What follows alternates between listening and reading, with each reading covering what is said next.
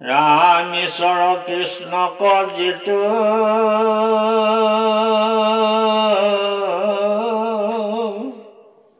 অন্য দেৱতাৰ সম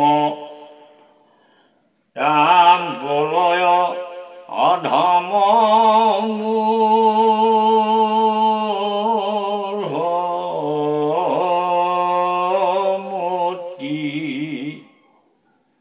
চৌৰাশী নৰক ভঞ্জি পাপৰ জনিত সিটো অৱশ্যে হৈবে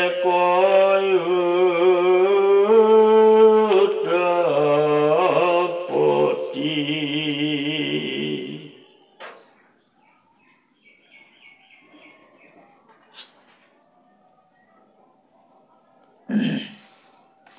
স্থাৱৰ জন্ম 20 লক্ষ জলচৰ 10 লক্ষ কুৰ্ম 10 লক্ষ পক্ষী 10 লক্ষ পশু 30 লক্ষ বানৰ 4 লক্ষ তাৰ পাছতহে মনুষ্য জনী অৰ্থাৎ 84 লক্ষ জনী পৰিভ্ৰমণৰ পিছতহে জীৱই মনুষ্য জন্ম লাভ কৰে। মনুষ্য জন্মতেই জীৱই সাধন ৰূপে পূৰ্ণ সিদ্ধি লাভ কৰিব পাৰে। মনুষ্যত্বৰ পৰৱৰ্তী লক্ষ্যই ব্ৰহ্মত্ব। উপৰোক্ত 84 লক্ষ জনীকেই এই ঘোষাত 84 নৰক বুলিছে।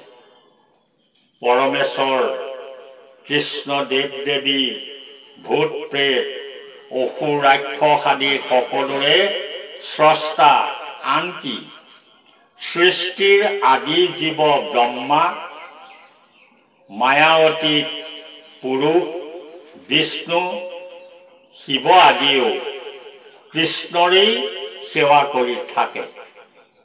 মহাপুৰুষ শ্ৰীমন্ত শংকৰ গুৰুৱে শ্ৰীমদ ভাগৱত গ্ৰন্থৰ আৰম্ভণিত মংগলাচৰণ পৰ্ব তেনেদৰে প্ৰকাশ কৰিছে। জয় জয় কৃষ্ণ কৃপা ময় মহেশ্বৰ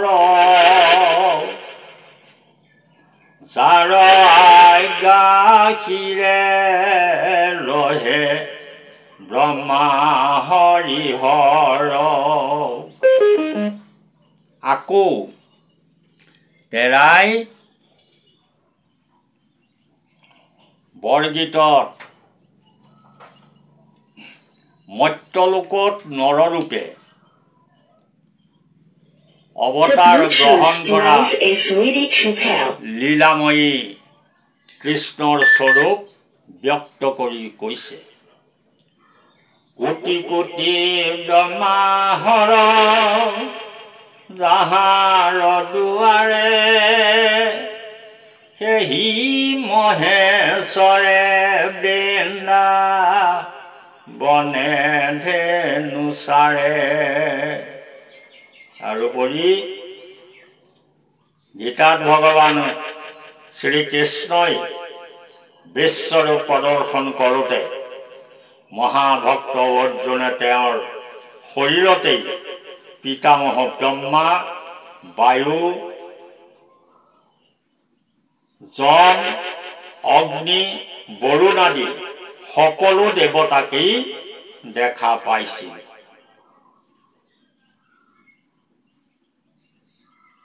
অৰ্জুনক এই দৰ্শন দিয়াৰ সময়ত তেওঁ কৈছিল, তুমি বায়ু, যম, অগ্নি, বৰুণ, চন্দ্ৰ, প্ৰজাপতি আৰু প্ৰপিতামহ তোমাক সহস্ৰ সহস্ৰ নমস্কাৰ, পুনঃ পুনঃ নমস্কাৰ। একাদশ ৰুদ্ৰ দ্বাদশ আদিত্য অষ্টবসু সাধ্য ন্যাসৰ দেৱতাসকল বিশ্ব দেৱগণ অশ্বিনী কুমাৰ বায়ু পিতৃগণ গন্ধৰ্ব যক্ষ অসুৰ আৰু সিদ্ধসকলে তোমাক আচৰিত হৈ দৰ্শন কৰিছে।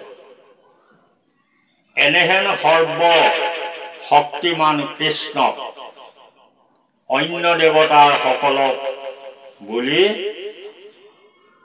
যি তুলনা কৰে সি দুৰ্ঘৰ নাৰকী জীৱ তাৰ কোনো কালেই নিস্তাৰ নাই। সি যমৰাজৰ নৰককুণ্ড কঠোৰ শাস্তি ভোগাৰ উপৰিও জন্মে জন্মে হীন যোনি অৰ্থাৎ গৰু পশু পক্ষী কীট আৰু সৰ্প আদি যোনিত উপজি মৰিব। কৃষ্ণ।